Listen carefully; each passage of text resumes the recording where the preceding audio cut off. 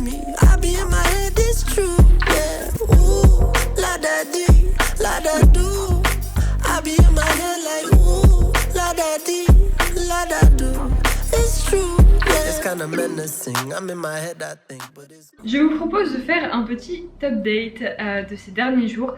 Donc là, nous sommes jeudi pour vous situer et clairement, les derniers jours ont été assez sportifs. Cette semaine est sportive parce que j'ai 5 examens au total. Donc j'en ai déjà fait 4, j'ai fait le plus gros.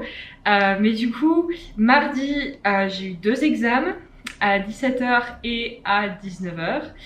Hier, j'ai eu un examen à 16h et aujourd'hui, j'ai eu un examen là juste avant, donc je viens de rentrer chez moi, qui était, on va dire un examen plutôt pratique, donc pas forcément besoin d'apprendre ou quoi.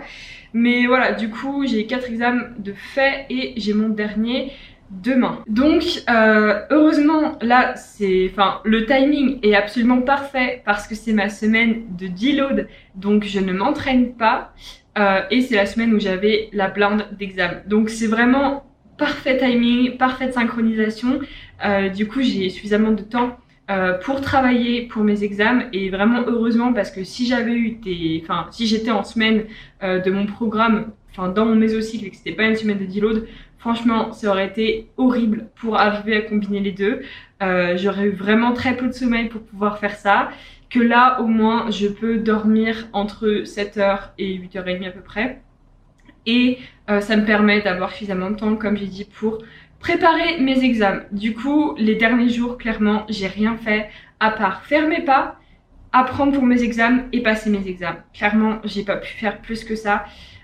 Donc voilà, c'était mes dernières journées, rien de palpitant, clairement, rien d'intéressant à vlogger. J'ai juste bossé et du coup galéré à faire mes pas parce que j'avais le cul sur la chaise tout au long de la journée. Je voulais aussi vous parler d'un truc auquel je pense pas mal au cours de ces derniers jours.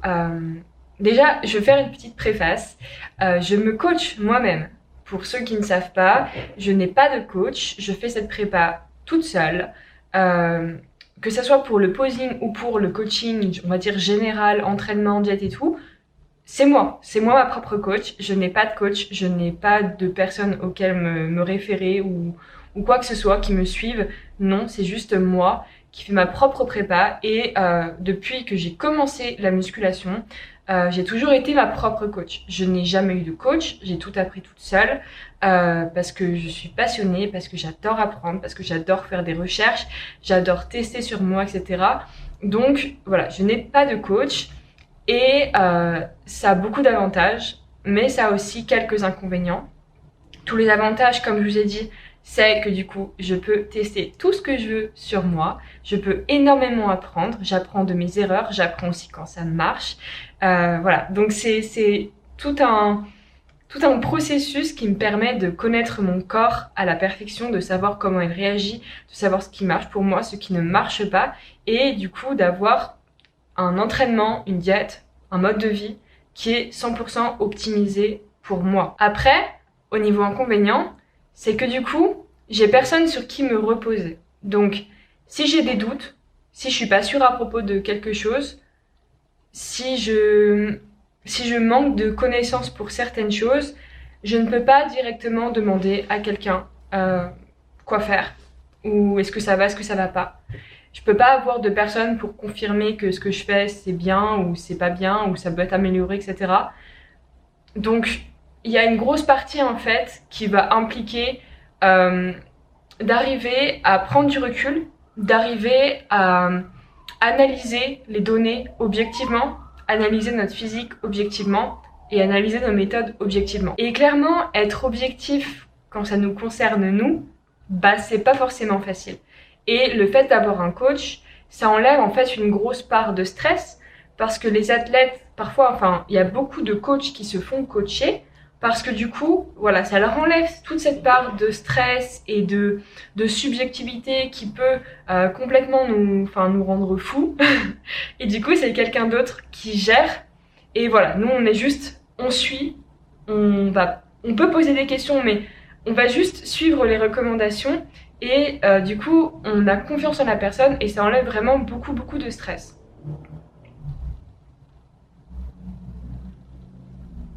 Donc vu que je suis ma propre coach, je n'ai pas du coup cette possibilité-là et ça implique que du coup je vais avoir pas mal de doutes par rapport à ce que je fais, par rapport à mon physique, par rapport à est-ce que je serai prête pour monter sur scène en temps voulu. Déjà de base, je doute beaucoup de moi. Je suis très exigeante envers moi-même et les choses que je fais.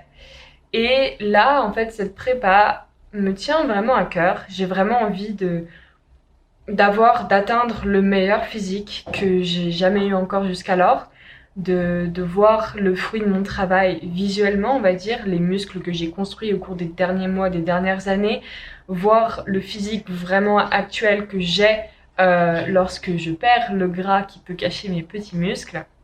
J'ai vraiment envie de donner le meilleur de moi et de monter sur scène avec un physique qui me convient et qui est prêt à monter sur scène.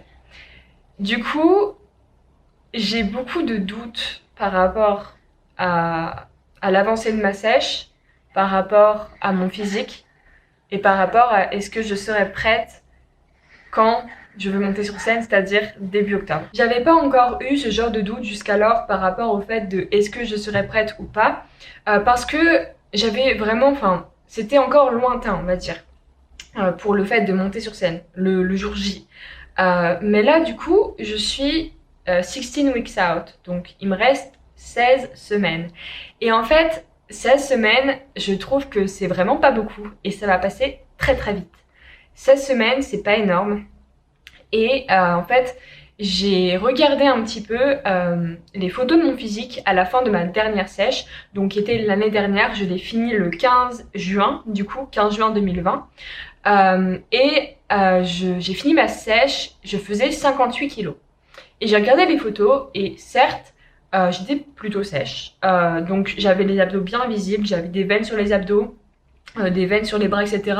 On voyait beaucoup plus mes épaules, etc. Enfin, plus de définition, ça c'est clair, mais clairement pas assez pour monter sur scène. Il faut vraiment que je sois beaucoup plus sèche que ça pour avoir un physique qui est conditionné suffisamment pour monter sur scène. Et en fait, je me suis dit, là actuellement, je fais autour de 64 kilos et du coup, si à 58 kilos j'étais pas assez sèche, je pense qu'il faut que je fasse au moins 54, 52, 50 kilos pour être suffisamment sèche pour monter sur scène. Et ça implique que je dois perdre à peu près 10 kilos, voire même peut-être un peu plus. J'ai fait du coup des petits calculs juste pour me donner un peu une idée. Si je perds 600 grammes par semaine, donc c'est quasiment 1% de mon poids de corps par semaine, donc quasiment la valeur maximale que je vise par rapport à la tranche de vitesse de perte de poids par semaine. En 16 semaines, je devrais perdre 9,6 kg au total. Et ça, c'est vraiment dans les conditions idéales. Enfin, il faut être réaliste. Pendant une sèche, il y a des plateaux, il y a des moments où le poids ne diminue pas, où le poids diminue très peu.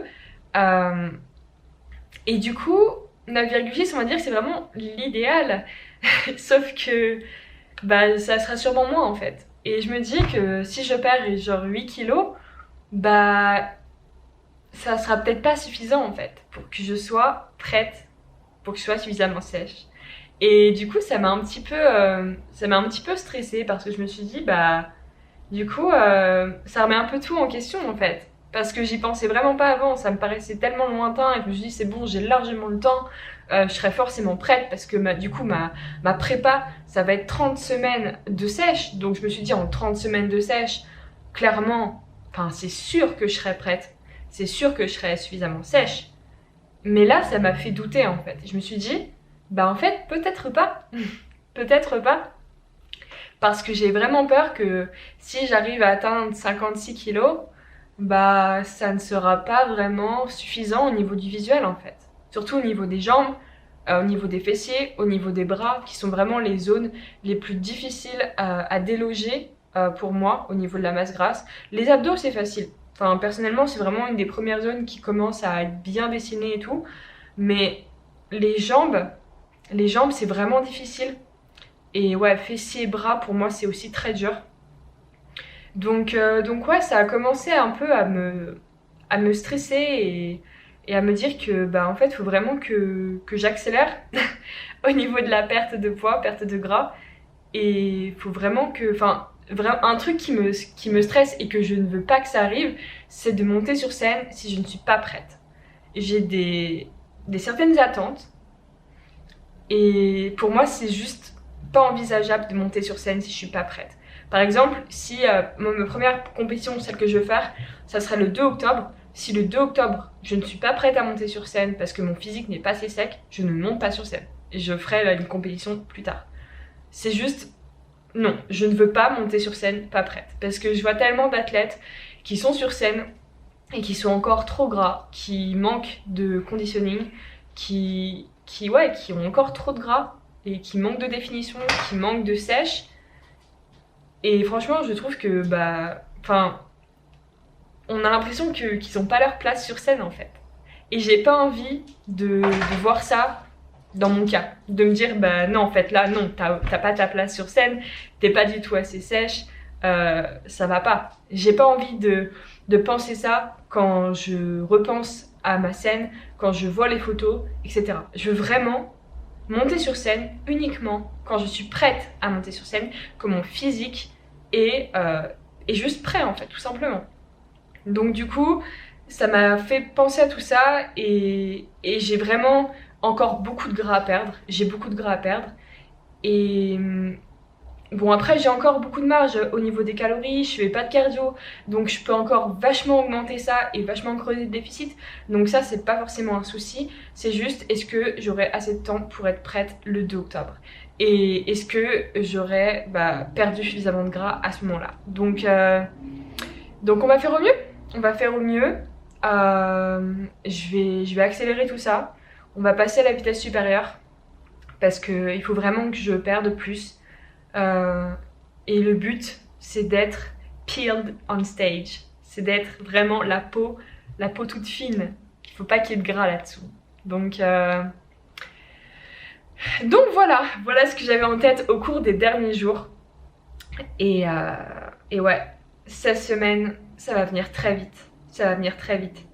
J'ai beaucoup de gras à perdre, donc on va appuyer sur l'accélérateur. Ça fait longtemps que je ne vous en ai pas fait, donc je pense qu'aujourd'hui c'est la journée parfaite pour vous faire une petite journée dans mon assiette. Donc actuellement je suis à 1900 kcal et je vais vous montrer tout ce que je mange aujourd'hui. Donc là il est 12h35, je n'ai pas encore mangé, j'ai juste bu de l'eau et 3 cafés. Mais du coup voilà, je suis un peu du jeûne intermittent, je mange vraiment dès que j'ai faim et j'essaie de repousser au maximum mon premier repas. Donc là je m'apprête à manger mon petit déjeuner, donc c'est vraiment un classique, petit fromage blanc avec des fraises congelées que je mets au micro-ondes. J'adore ça, je mange ça tout le temps. Donc vous allez voir toute ma journée, j'espère que ça va vous intéresser. Je vais vous mettre les macros et les calories de chaque repas et c'est parti.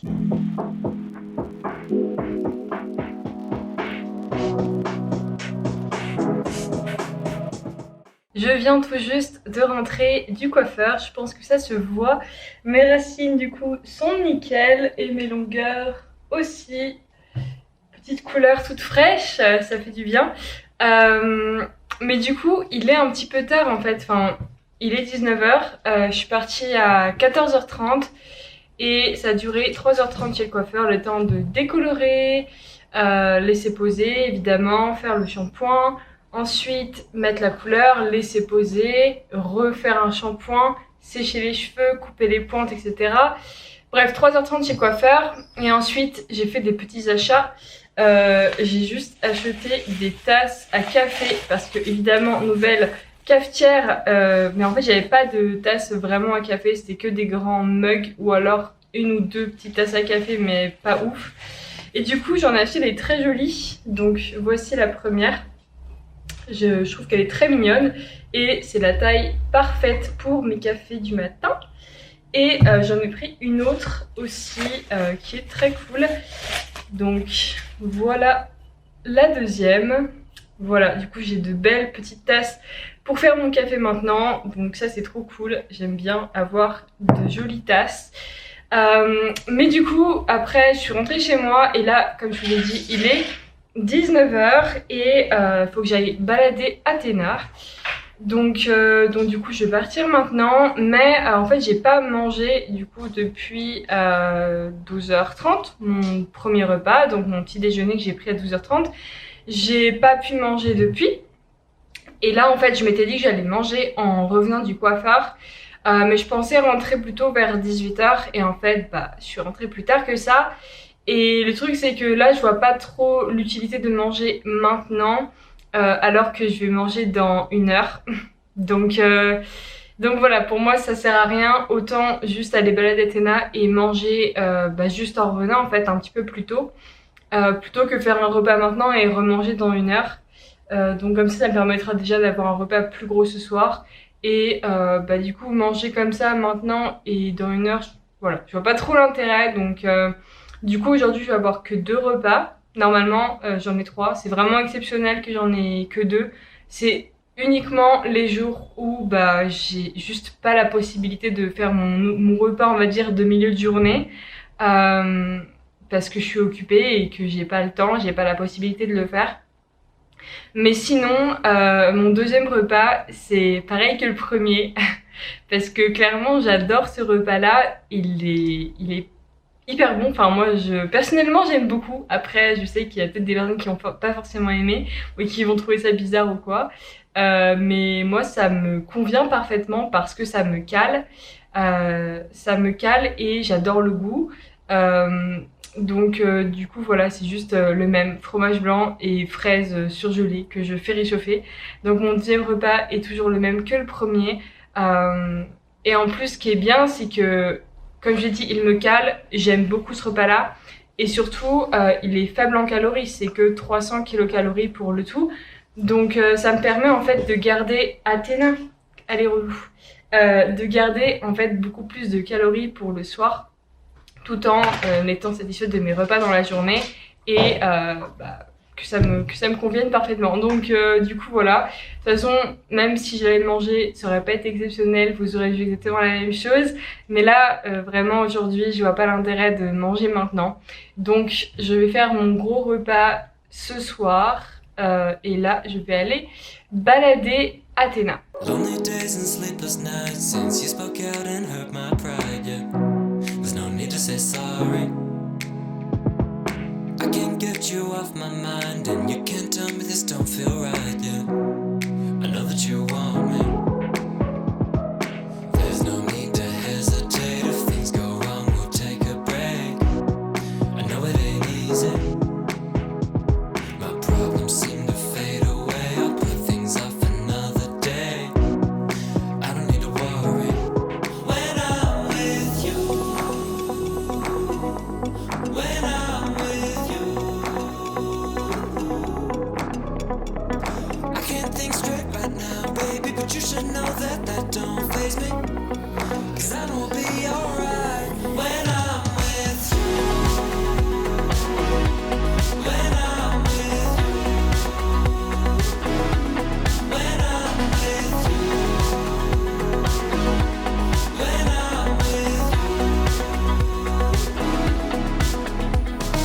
I've been feeling low for a while, but you can always make me smile. Il est 8h30 et c'est déjà mon deuxième café de la journée. Déjà, vous pouvez voir ma tête, j'ai pas eu la meilleure nuit du monde.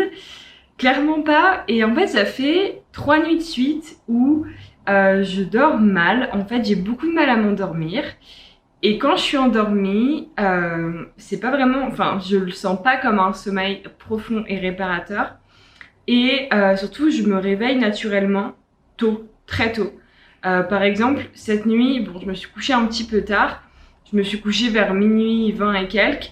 Et mon cerveau était en mode c'est bon, nouvelle journée, on commence, allez c'est parti, on met les lumières et tout, à 6h du matin. 6h du matin. Et j'étais en mode non en fait, j'avais pas mis de réveil pour justement dormir au max.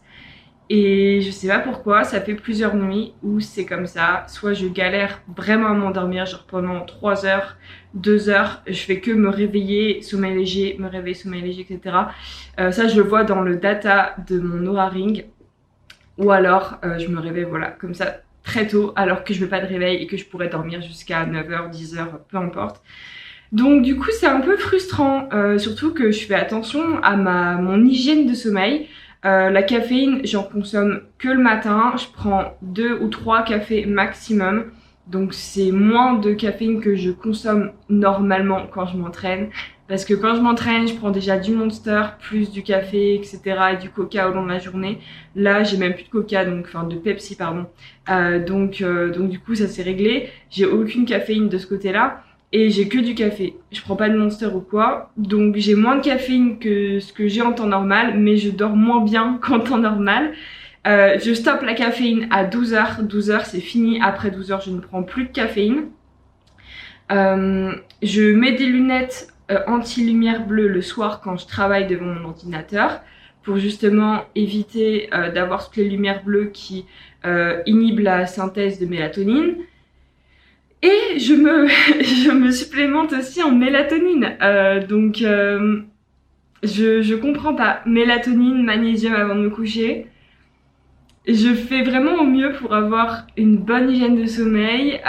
J'essaie de me coucher grosso modo autour de la même heure, entre 11h et 12h, enfin 11-12 p.m, genre 23h, 24h, bref. J'essaie de vraiment avoir la meilleure routine de sommeil possible, mais là, ces 3 dernières nuits, c'est complètement inutile.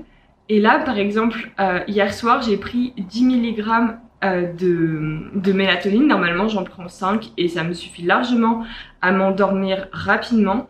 Et là, j'ai doublé la dose parce que je me suis dit, j'ai une nuit de merde la veille, j'ai envie de bien dormir cette nuit, de vraiment m'endormir rapidement et d'avoir une meilleure qualité de sommeil. Donc j'ai vraiment tout donné et clairement ça m'a pas forcément aidé. J'ai eu aussi beaucoup de mal à m'endormir et la qualité du sommeil et la quantité n'était clairement pas là. J'étais tellement désespérée à 6h du matin que j'ai repris de la mélatonine pour juste me rendormir en fait. Parce que je sentais que là mon cerveau était en mode c'est bon, c'est parti, on est réveillé, on y va. Et ça n'a rien fait.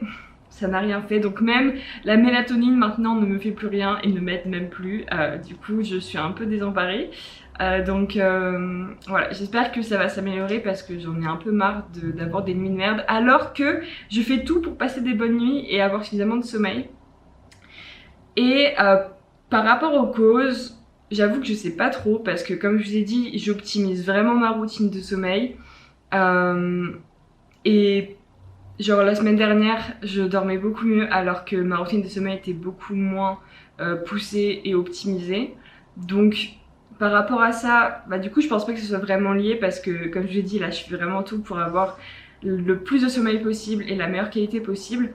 Après je me suis dit que c'était peut-être aussi parce que en ce moment j'ai beaucoup de choses en tête.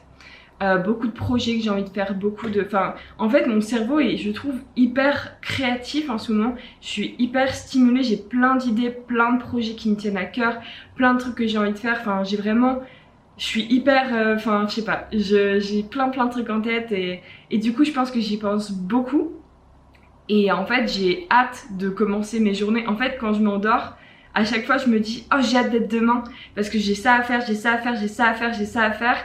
Et en fait je pense que du coup j'arrive pas à switch off mon cerveau. Et je pense que ça peut être une raison par rapport au fait que j'ai du mal à dormir, que j'ai du mal à m'endormir et que j'ai du mal à rester endormie longtemps. Donc je pense que ça c'est vraiment parce que je pense beaucoup et du coup mon cerveau tourne un petit peu à 100 à l'heure. Du coup par rapport à ça j'essaye de vraiment, quand j'ai un truc en tête, par exemple c'est ce que j'ai fait là à 6h du matin, je me suis dit ça va peut-être m'aider, c'est que je marque en fait ce que j'ai en tête je fais des listes où je marque tout ce que j'ai en tête, ce que je veux faire, etc. Parce que du coup si je le marque pas, je me dis ah faut pas que j'oublie, faut pas que j'oublie, faut pas que j'oublie, et j'arrête pas en fait de me le ressasser. Et du coup ça va pas du tout à me calmer et à arrêter d'y penser. Donc ce que je fais c'est que je le marque comme ça, je sais que je vais y penser, c'est marqué quelque part, donc je peux me rendormir paisiblement, ça c'est en théorie, hein. Et c'est bon, je vais pas l'oublier, c'est marqué, je le ferai quand je serai réveillée. Mais bon, ça n'a pas marché non plus, normalement ça marche plutôt bien, mais là ça n'a pas marché. Mais du coup je pense que c'est vraiment une des raisons principales pour laquelle mon sommeil est pas ouf en ce moment, c'est que j'ai plein de trucs en tête et du coup mon cerveau n'arrête pas de tourner, quoi. Et aussi, ce que je me suis dit, c'était potentiellement parce que là, je suis en semaine de deload et du coup, mon activité physique est réduite. Mes entraînements de musculation sont très intenses et vont du coup fatiguer autant mon corps du côté physiologique, mais aussi mon cerveau, évidemment, parce que c'est aussi taxant nerveusement. Et du coup, quand je m'entraîne, j'ai besoin de beaucoup plus de récupération. Mon corps a besoin de beaucoup plus de récupération. Et du coup, je m'endors beaucoup plus facilement, beaucoup plus rapidement et pour plus longtemps parce que j'ai vraiment besoin de récupérer. Physiologiquement, j'ai besoin, donc mon corps le sait et tac, je peux dormir plus. Donc je pense que c'est aussi lié à ça, le fait que du coup, oui, je fais mes pas, d'accord, je suis quand même active, mais j'ai pas cette partie entraînement intense qui nécessite pas mal de récupération et qui, on va dire, oblige mon corps à vraiment récupérer et à bien dormir. Donc potentiellement ça, je pense que c'est peut-être même une combinaison des deux. Donc on verra, du coup je reprends la salle lundi, donc on verra si la semaine prochaine c'est mieux. Et d'ailleurs en parlant de ça, j'ai rêvé de la salle cette nuit. D'ailleurs c'est ça qui m'a réveillée, je me suis réveillée à 6h et juste avant j'ai fait ce rêve là, je rêvais de la salle. Et en fait la salle me manque grave, de toute façon ça me manque depuis lundi, clairement. Depuis le premier jour de ma deload, j'ai hâte de retourner à la salle. Depuis le tout premier jour, je n'arrête pas d'y penser en mode « Oh j'ai envie de faire cet exercice là dans mon nouveau programme, ça, j'ai trop envie de m'entraîner. » Mais la deload c'est important, j'ai enchaîné 8 semaines sans deload juste avant parce que du coup 3 semaines d'entraînement à la maison, puis les salles ont réouvert, donc je suis partie directement à la salle et j'ai fait mon programme pendant 6 semaines. Donc on va dire 8-9 semaines sans deload, donc il fallait absolument que j'en fasse une maintenant pour vraiment bien récupérer et me préparer pour mon nouveau programme parce que évidemment en CH la récupération allait empiéter. Et je commençais à sentir des petits trucs un peu, on va dire, bizarres au niveau de mes genoux et de mon épaule. Donc, c'était juste des petites gênes qui commençaient à s'installer. Donc, j'avais juste envie de laisser un peu de temps à mes tissus connectifs de récupérer, vu que c'est beaucoup plus long que les muscles en fait. Généralement, il faut à peu près 10-15 jours pour que les tissus connectifs récupèrent, alors que les muscles, ça peut être 2, 3, 4 jours. Pour une récupération complète. Donc du coup voilà, là je voulais vraiment prendre le temps de faire une deload, de pouvoir vraiment bien récupérer pour être prête pour mon nouveau programme. Et aussi cette semaine était hyper chargée niveau examen. Donc clairement c'était juste on va dire une deload qui est très bien tombée et je pense que c'était vraiment la meilleure option. Et ne pas me dire ah bah non que je vais quand même aller à la salle et tout, je vais faire au moins 1 ou 2 petits entraînements juste parce que j'ai pour le kiff quoi. Parce que j'ai d'autres trucs à faire, faut que j'avance et faut que j'utilise ce temps supplémentaire que j'ai vu que je ne m'entraîne pas pour faire tout ce que j'ai à faire, parce que après là j'enchaîne du coup sur ma session d'examen. Donc j'ai plus de cours mais j'ai quand même des examens toutes les semaines et évidemment nouveau programme etc. Donc du coup voilà, je voulais vous parler un petit peu de tout ça. Parce que voilà, je pense que ça peut être potentiellement intéressant. Vous pouvez peut-être en tirer quelques petits trucs pour vous, peut-être vous reconnaître aussi dans ma situation, ou voilà, juste partager un petit peu mon cheminement au niveau des pensées et analyser la situation, trouver des potentielles causes et essayer de résoudre ça tout simplement. Donc voilà, je vais vous laisser là-dessus. Et on va partir sur le reste de la journée. J'ai plein de trucs à faire aujourd'hui. On va finir cette vidéo par une toute petite explication rapide et vraiment en allant à l'essentiel de comment je fais mes deloads.